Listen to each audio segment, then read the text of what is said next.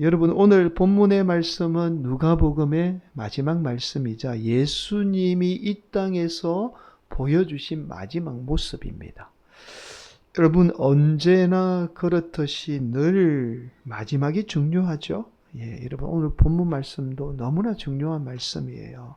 여러분 우리는 예수님의 마지막을 이 십자가의 죽음이라고 생각할 수 있어요. 그러나 예수님은 여러분들도 아시다시피 완전한 몸으로 부활했습니다. 그래서 이 십자가의 사건이 이 십자가의 죽음이 예수님의 마지막 모습이 아니에요. 바로 오늘 실제적인 마지막의 모습은 바로 오늘 본문의 말씀의 예수님의 모습이죠. 그래서 오늘 본문의 말씀은 예수님이 제자들에게 보여준 마지막 모습이자 오늘을 살아가는 저와 여러분에게 중요한 메시지를 담고 있는 하나님의 말씀입니다. 여러분 이러한 차원에서 오늘 본문의 말씀은 특별한 의미를 지닌 말씀이에요. 무엇보다도 예수님이 마지막 순간에 제자들을 축복하고 있다는 사실입니다.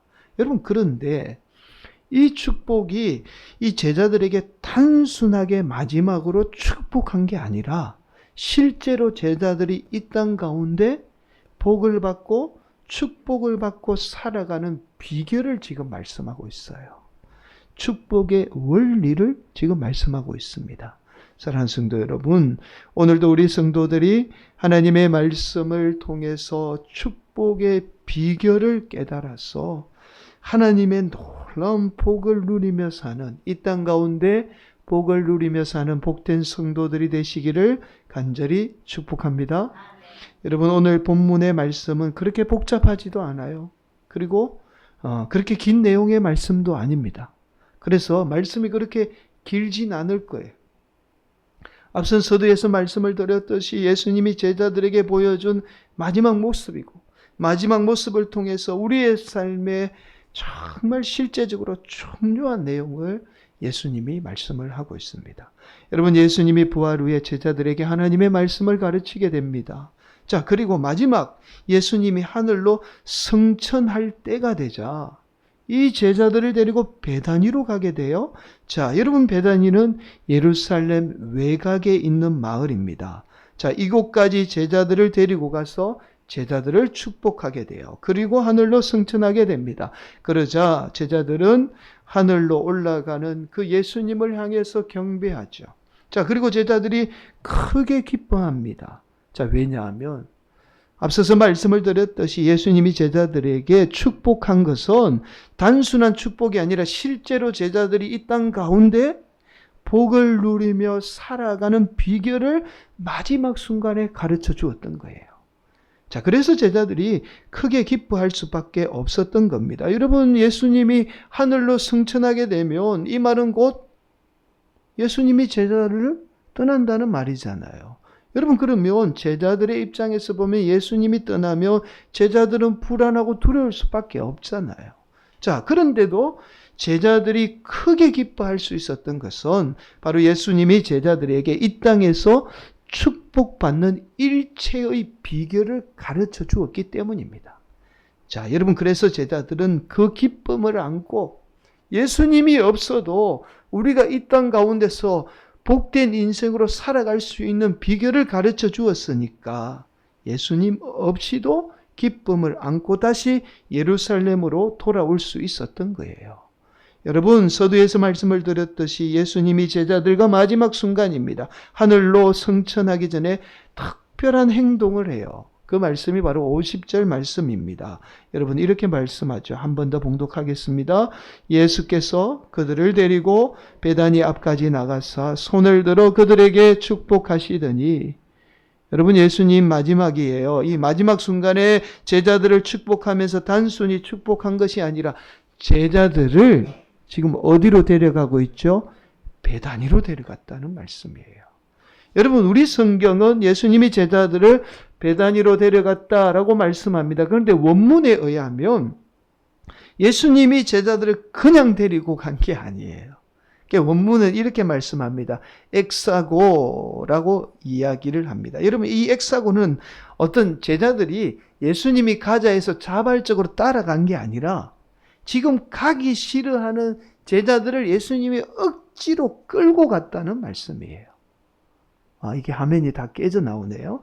네, 억지로 끌고 갔다는 표현입니다. 여러분, 예수님이 마지막 순간이에요. 제자들을 축복하기 위해서 억지로 가기 싫어하는 이 제자들을 지금 베다니로 억지로 끌고 갔던 거예요. 자, 여러분, 우리가 지난 시간에 살펴본 말씀에 의하면 예수님이 제자들에게 이렇게 말씀하잖아요. 하늘로부터 능력이 임할 때까지 예루살렘을 떠나지 말라고. 그렇게 말씀하셨어요.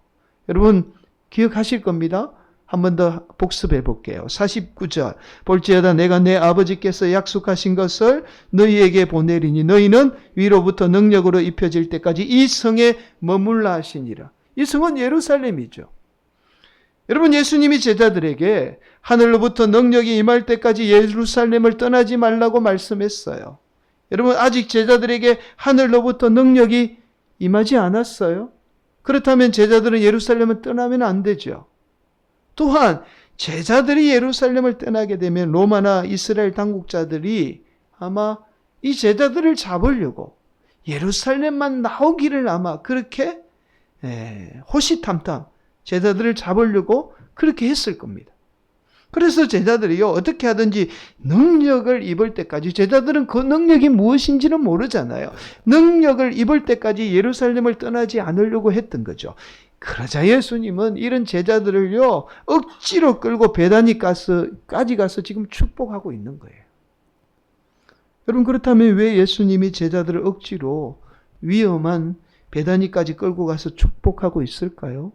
그냥 예수님이 예루살렘에서 제자들을 축복할 수 있어요. 여러분, 굳이 베다니까지 가지 않아도 됩니다. 얼마든지 예루살렘에서도 축복할 수 있는 분이 우리 주님이잖아요. 또한 얼마든지 예루살렘에서도 성천할 수 있는 분이에요. 굳이 베다니까지 갈 이유가 없어요. 그럼에도 예수님이 제자들을 억지로 베다니까지 끌고 가서 축복한 데는 그만한 예수님의 어떤 특별한 의도가 있었던 거죠. 여러분, 서두에서 말씀을 드렸듯이 마지막 예수님이 제자들을 억지로 베다니까지 끌고 가서 축복한 데는 예수님의 특별한 메시지가 있었던 겁니다. 자, 그렇다면 예수님이 제자들을 억지로 베다니까지 끌고 가서 축복한 이유가 무엇이었을까요? 여러분, 먼저 우리는 예수님이 제자들을 억지로 베다니까지 끌고 가서 축복한 이유를 알기 위해서는 이 베다니가 어떤 곳인지 알아야 합니다. 여러분, 베다니는 먼저 죽은 나사로를 살린 곳이 바로 베다니예요. 여러분, 요한복음 11장 1절 이렇게 말씀하죠. 어떤 병자가 있으니 이는 마리아와 그 자매 마르다의 마을 베다니에 사는 나사로라. 여러분, 예수님이 죽은 나사로를 살린 곳이 바로 베다니예요.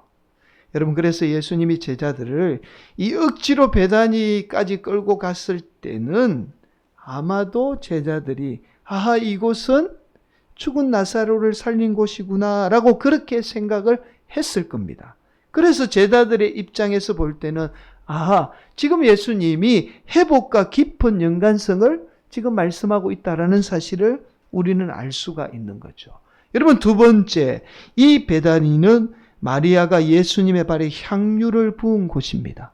여러분, 마가복음 14장 3절 이렇게 말씀하죠. 예수께서 베다니 나병 환자 시몬의 집에서 식사하실 때에 한 여자가 매우 값진 향유 곧 순전한 나드 한 옥합을 가지고 와서 그 옥합을 꿰뚫어 예수의 머리에 부으니.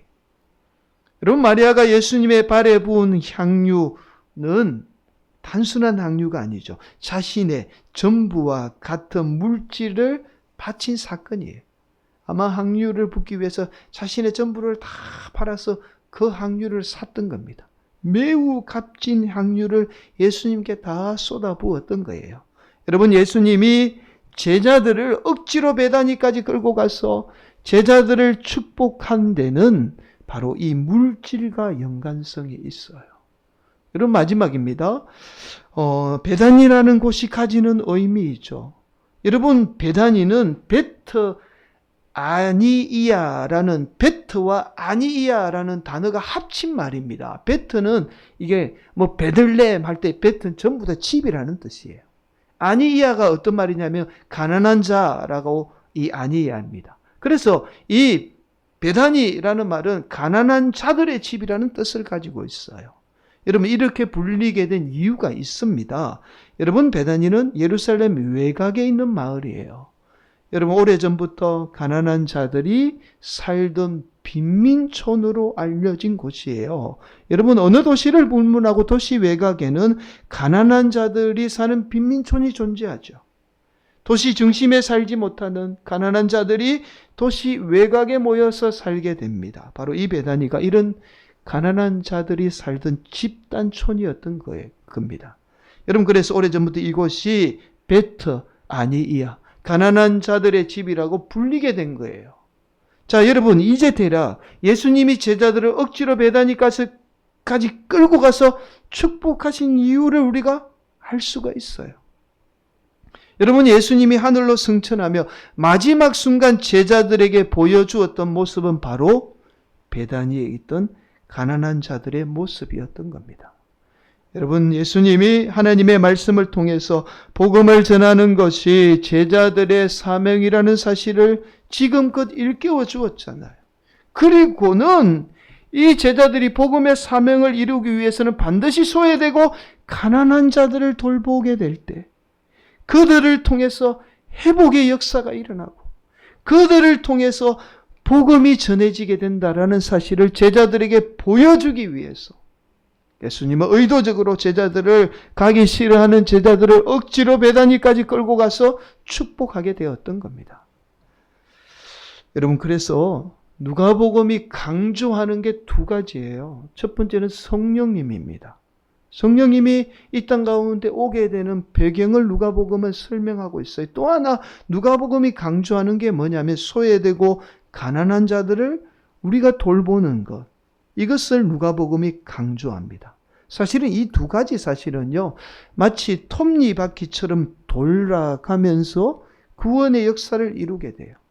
물질의 나눔을 통해서 죽은 나사로가 살아나듯이 다시 회복의 역사가 일어나고, 가난 때문에 삶을 포기하고 가난 때문에 아무것도 할 수 없는 자들에게 물질의 나눔을 통해서 그들이 예수를 믿고 그들을 통해서 놀라운 회복의 역사가 다시 일어나게 된다는 사실을 누가복음이 강조하고 있는 거예요.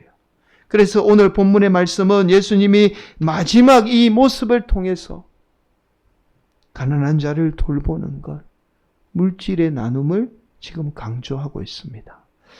여러분, 실제로 초대교회에 성령님이 임하게 되자 성도들의 모습 가운데 나타났던 역사가 물질의 나눔이에요. 여러분, 사도행전 2장에 성령님의 임재 우리 다 아실 거예요.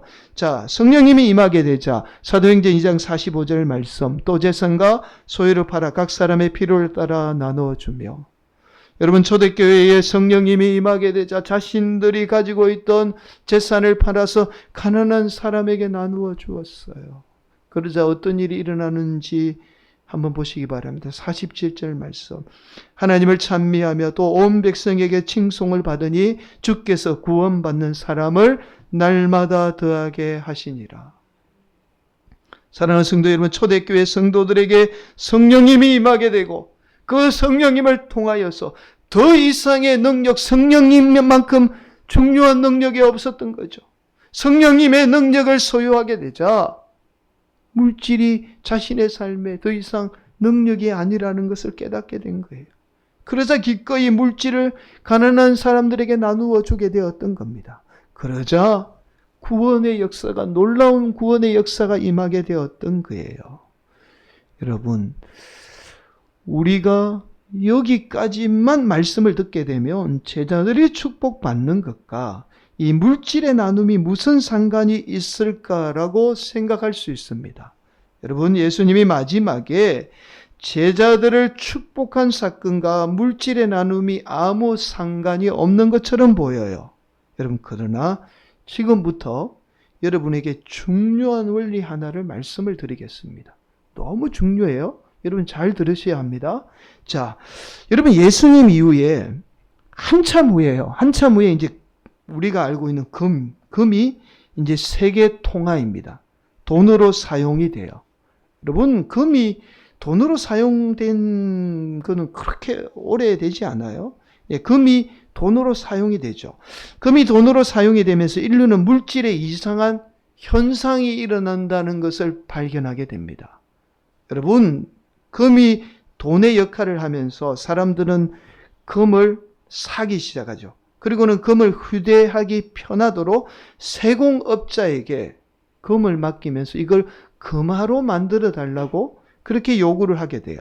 그렇게 세공업자는 보관증을 주고는 금을 보관하게 됩니다. 그런데 이 세공업자는 금을 맡긴 사람이 금을 한꺼번에 찾아가지 않는다는 사실을 알게 돼요. 필요할 때마다 조금씩 찾아간다는 사실을 알게 되죠. 그러자 이 세공업자는요, 보관하고 있던 금을 필요한 사람에게 빌려주게 돼요. 근데 그냥 빌려준 게 아니라 이자를 받고 빌려주게 됩니다. 자, 그러자 나중에 금을 빌려준 사람이 이 사실을 알게 되잖아요.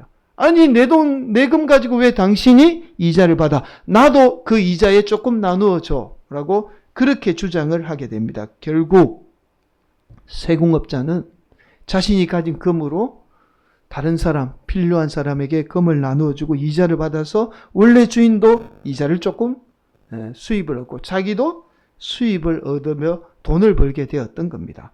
그래서 세공업으로 돈을 번 게 아니라 나중에는 이 세공업자들이 금을 빌려주고 돈을 벌게 돼요.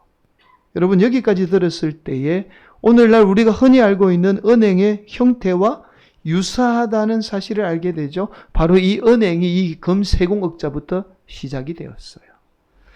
여러분, 그런데 이때 이상한 현상이 일어납니다.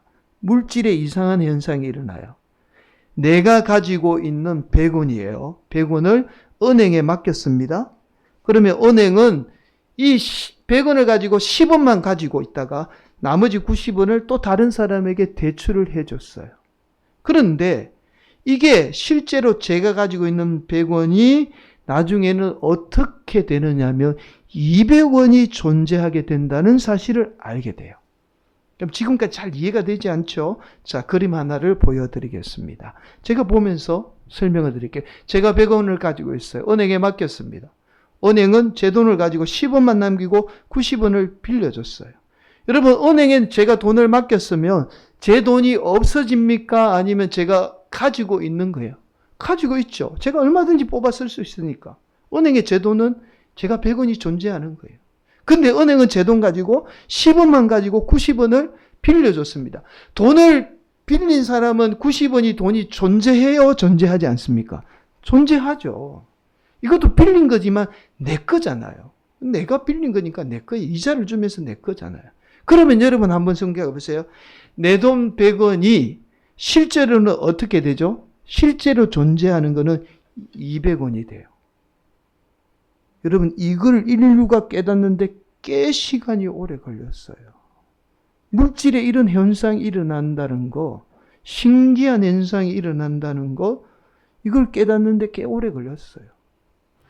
여러분, 물질은 이처럼 내가 가지고 있으면 그대로 100원이 되지만 누군가에 나누게 되면 이 물질 돈은 반드시 배가 되는 성질을 가지고 있어요. 여러분, 돈은 실제 존재하는 게 아니에요.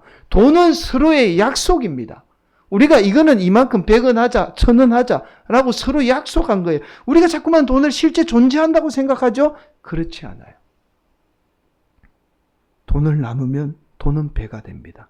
이걸 나중에 경제학자들이 알게 된 거예요. 이 놀라운 사실을. 여러분, 그러나 더 놀라운 사실은 우리 이미 예수님은 이 사실을 알고 있었어요. 정말이에요. 예수님이 누가복음 6장 38절에 이렇게 말씀합니다. 주라 그리하면 너희에게 줄 것이니 곧 후이되어 누르었고 흔들어 넘치도록 하여 너희에게 안겨주리라. 여러분, 여기에 보면 후이되어, 이게 우리가 주면 후이되어 넘치도록 다시 받게 된다고 말씀하잖아요. 이 후이가 뭐냐면 배라는 뜻이에요. 원문에 의하면. 우리가 주면, 나누면 배로 다시 받게 된다는 말씀이에요. 사랑하는 성도 여러분, 제자들이 예수님의 복음을 전하기 위해서는 열정만으로는 안 돼요. 여러분, 오늘날 우리가 전도하면 그냥 우리가 열심만 가지고 전도가 되나요? 그렇지 않잖아요. 어디 가려면 차비도 필요하고, 또 누군가에게 전도하려면 때로는 돈이 필요하죠. 제자들도 마찬가지예요. 물질이 필요했던 거예요. 그래서 예수님은 제자들이 복음을 전하기 위해서 물질의 축복을 받을 수 있도록 마지막 순간에 제자들에게 베다니까지 억지로 가서 이 놀라운 물질의 비결을, 축복의 비결을 가르쳐 주게 되었던 겁니다. 여러분, 사실 제가 오늘 말씀을 준비하면서 이 놀라운 비밀을 저만 알고 여러분들에게는 좀 안 가르쳐 주려고 그랬어요. 저만 좀 부자 되고 싶었어. 저도 욕심이 있는 사람이잖아요. 그래서 이 비밀이 사실은 이걸 깨닫고 보니까 성경 말씀이 너무 놀라운 겁니다. 정말 물질이 이랬구나. 이게 돈이라는 개념이 우리가 이게 어떤 보이지 않는 행태로 존재를 하는 거거든요. 그래서 요즘에 유행하는 게 가상화폐잖아요. 그래서 제가 그냥 저만 알고 저만 좀 부자 되고 싶고 그렇게 생각을 하고 있었습니다. 그런데 이미 이 놀라운 비밀을 알고 있는 많은 사람이 있었어요. 오늘날 이 비밀을 아는 많은 사람이 현재에도 존재합니다. 이 놀라운 비밀을 알고 실천했던 많은 분들이 실제로 물질의 놀라운 축복을 받았어요. 여러분, 그 가장 대표적인 인물이 바로 우리가 철광왕으로 불리는 앤드류 카네기입니다. 여러분, 인류 역사상 가장 많은 물질의 부를 누렸던 사람이잖아요. 여러분, 과거에 비해서 오늘날 이분에 대한 평가가 아주 부정적이에요. 왜냐하면 독점 판매, 또 노동자를 착취했다는 이유로 이분에 대해서 부정적으로 평가합니다. 여러분, 그러나 이러한 평가는 오늘날 기준에서 우리가 바라볼 때 평가이지, 과거의 그 어려운 시대에 노동자들이 일할 수 있는 자리를 제공해 주는 것만으로도 덕지하던 시대 아닙니까? 여러분, 이 사회에 들어가서 일하고 싶어도 일할 수 없는 사람이 더 많았어요. 과거에 일을 못해서 굶어 죽는 사람도 태반이었습니다. 일할 수 있는 것만으로도 감사한 시대가 과거였잖아요. 여러분, 그래서 과거의 노동자들은 사실은 좀 죄송하지만 인권이라는 게 없었잖아요. 그러니까 오늘날 기준에서 이분을 평가하니까 독점 판매라는 게 이분밖에는 할 수 없는데 뭘 다른 사람들이 철강을 만들 수도 없는데 무슨 독점 판매를 하고 노동자 인권을 그렇게 부정적으로 평가할 수밖에 없는 거예요. 여러분, 앤드류 카네기가 미국 사회에 인류에 끼친 영향이 어마어마합니다. 여러분, 앤드류 카네기 이전만 해도요, 부를 가진 사람들은 나눔이라는 것을 생각조차 하지 않았어요. 자기 자신들만 잘 먹고 잘 살면 그만이라고. 그래서 종을 부리고 확대하고 그런 사람들이 대부분이었어요. 그러나 앤드류 카네기 이후에 인류 사회에 나눔을 실천해야 한다는 생각, 부를 가진 사람들이 그 생각을 갖도록 만든 인물이 바로 이 앤드류 카네기입니다. 이 이면에 바로 오늘 본문의 말씀처럼 이 앤드류 카네기는 물질의 나눔이 더 많은 부를 가져다 준다는 사실을 깨달았던 거예요. 여러분, 더 놀라운 사실은 이 카네기가 이 사실을 어머니가 가르쳐준 헌금 생활에서 터득하게 되죠. 여러분, 잘 아실 거예요. 헌금 생활을 통해서 나눔을 실천하는 게 가장 기본이. 그래서 성도들이 예수 안 믿는 사람들보다 예수 믿는 사람이 훨씬 더 잘 되는 이유가 여기에서부터 출발해요. 헌금 생활이 사실은 나눔의 실천이잖아요. 여기서부터 시작이 되잖아요. 이 사실을 앤드류 카네기가 깨닫게 되자 자기의 부를 가지고 사회에 많은 나눔을 실천하게 되죠. 그래서 하나님의 더 놀라운 물질의 복을 받게 되었던 겁니다. 사랑하는 성도 여러분, 내년은 더 어렵잖아요. 더 어려운 이 위기를 어떻게 여러분 해결하겠습니까? 하나님 말씀대로 살면 반드시 물질의 복이 임합니다.